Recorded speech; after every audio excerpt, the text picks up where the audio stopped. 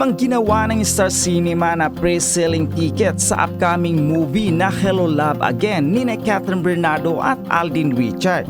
At dahil sequel ito sa isa sa highest grossing Filipino film of all time, marami rin ang excited kung ano ang naghihintay sa kapalaran ng love story ni na Joy at Ethan, mga karakter ng Kat din sa nasabing movie na kinunan pa sa Canada.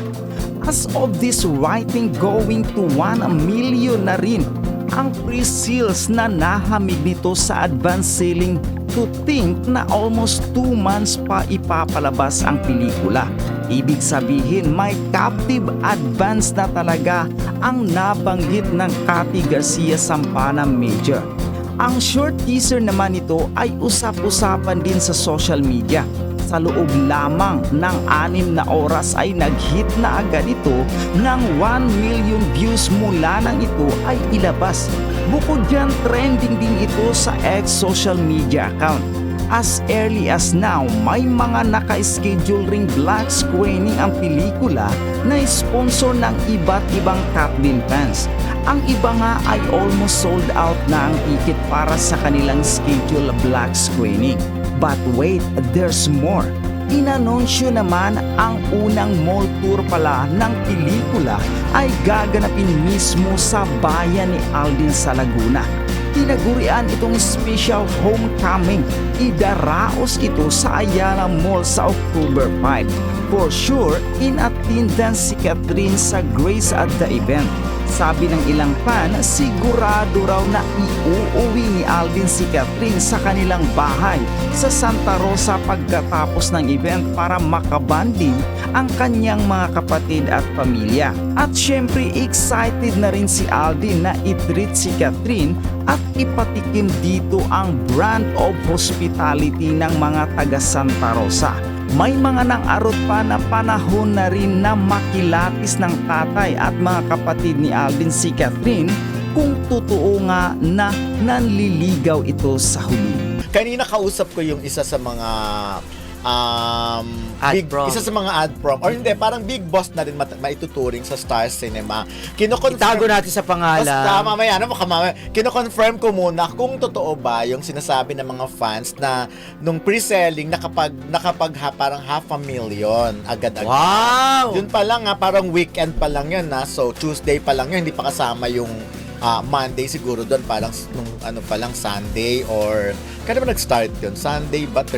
Friday the 13th, so 14. Mga ganun nga.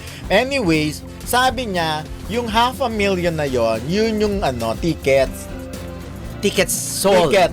Tickets sold na. Tickets yon, hindi yung price, hindi presyo. Parang ganun na karami yung ticket na naibenta. Bongga, diba? Yung dami ng tickets. Number of tickets na sold na. Yes, kasi wala pa din yung presyo. Kasi tinatanong ko kung totoo ba na parang wala pa din yung black screening. Wala, pa lang yan. Kumbaga sa pre-selling pa lang yan. Yan yung mga manunood sa unang araw pa lang. Sa November 13, yung first day pa lang, manunood na sila. So, ganun na karami yon. Alam mo, hindi ko pagdududahan kung maglabas man ng datos na ganito na kalaki or ilang milyon na ang kinita ng pelikulang to. Kasi alam mo naman talaga na papatok naman talaga. Biruin mo, ngayon pa lang. Magdadalawang buwan pa lang, di ba, bago yung dadapin 2 buwan bago yung showing. Ganito na kaagad. What more, di ba? Ganito kaagad yung appeal nung pagbebenta pa ng pre-selling ng tickets. What more? So, ilang araw pa lang bago ang showing. So okay na tayo dun sa first day, first screening.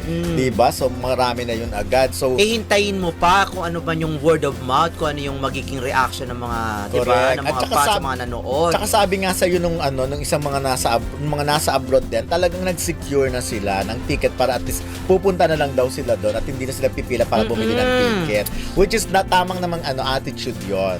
Kasi na-experience na rin natin na ang haba-haba ng pila. Minsan nung kailan ba, nung Metro Manila Film Festival yata ito, nagpunta kami ng Mega Mall.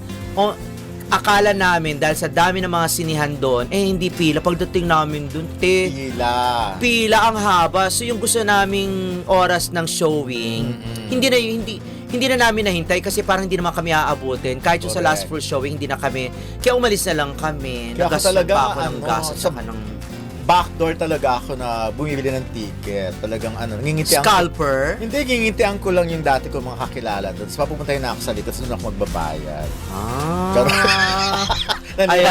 Naniwala. Ayan, meron kayo natutunan kay Don. Meron ako natutunan kay Don. Walang ganon. Ina-adjust ko lang si Ray Pumalo. Grabe, ibasyo si Don. Tinitignan ko lang yung reaction niya. Kayo, nagtsatsaga kayong pumila ng pagkahaba-haba. O hindi Namimintig, namumulikat ang inyong mga paa at gustong-gusto nyo nang humilata sa sahig at humiga dahil sobrang inip sa sobrang pangangalay ng inyong mga paa. Tapos si Don, ganun ginagawang modus operandi. So, ba yan? talagang Ray Patola Pumalo. Pwede ba naman yun? Siyempre, pupunta pa rin sa Takilya, di ba? Hindi. Doon manggagaling yung ticket, doon yung nandun yung computer. Okay, nasa ilalim ko doon sa backdoor. Doon inaabot mo naglalakad ka na inaabot mo yung naglalakad pera. ka na pa gano'n, di ba? Pero yun na ang Kaloka. pinaka-the best talaga. Kasi one time, nung ang haba-haba nga ng pila sa mga pelikula ng Metro Manila Film Festival, nakita ko sa gateway si Candy Pangilinan. Manunood siya kasama yung mami niya na senior citizen. So doon sila nakapila sa senior citizen.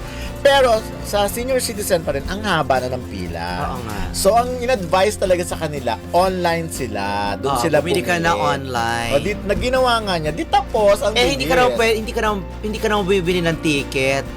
Alam mo na kung bakit, di ba? Festival, yung Metro Manila. Oo, kahit pala Metro Manila Film Festival, habay sila ng pasay. Oo, ng pasay. Kaya hindi ka na. Oo. Pero ito naman, pag mga regular showing, walang festival, di ka rin naman bibili ng ticket. Bakit naman? Siyempre naman.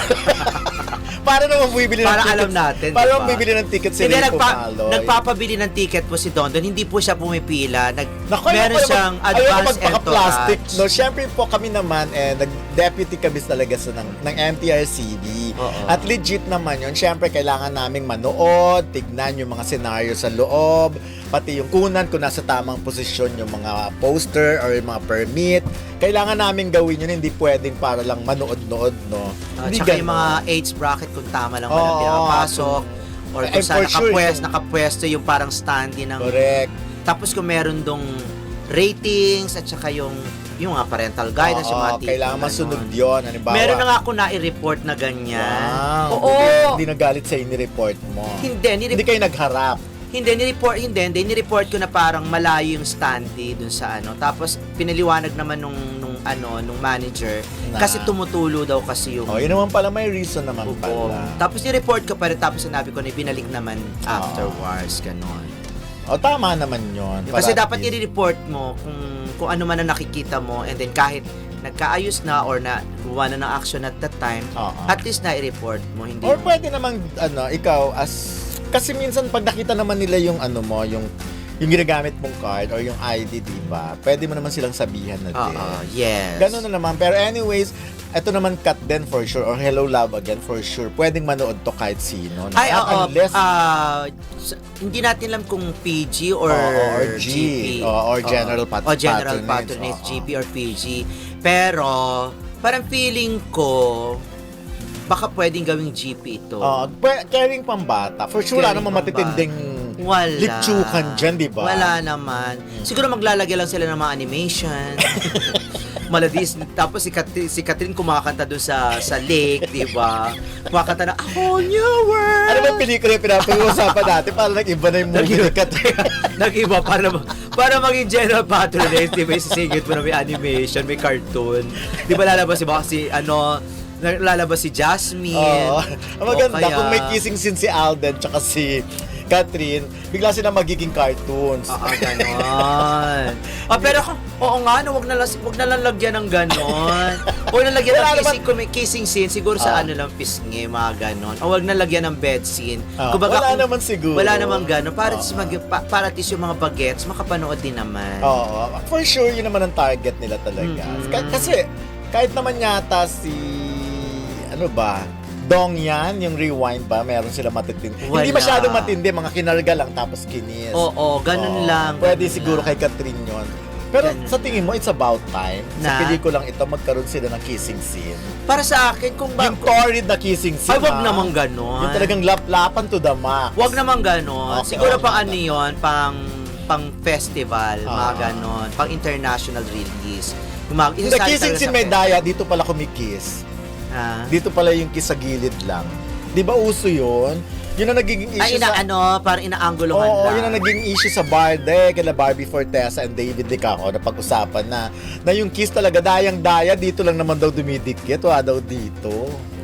Eh, bahala kayo sa imahinasyon ninyo. Ganun naman Actually, yun. Ray, yung sa Pulang Araw, nakita ko rin yung kay Alden, tsaka kay Sanya Lopez. Parang dito lang talaga. Oo.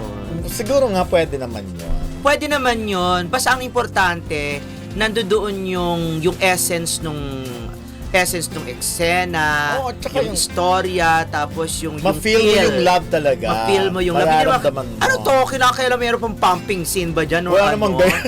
Huwag kayong ganyan. Wala naman, hindi naman nag-expect ang mga fans ng ganyan. Ako, hindi, ikaw ba Mainit ang ulo ko nga. Paano ba ang tama lang ng kiss, di ba ganon, sa kanila? Hindi, kung mag-kiss- Halimbawa mag-kiss si Catherine at si Alden, okay na pasado na yung smack Hindi, na yung, ganon eh. ang mangyayari siguro, parang gusto ko lang na, siguro pag naglapit yung ano nila, yung doon na medyo magsisiluwet na or something. Ah, Hindi talaga? papakita, parang papakita lang na ano. Or pagpadikit na, biglang zoom out, tapos parang ang layo na nila. Oo.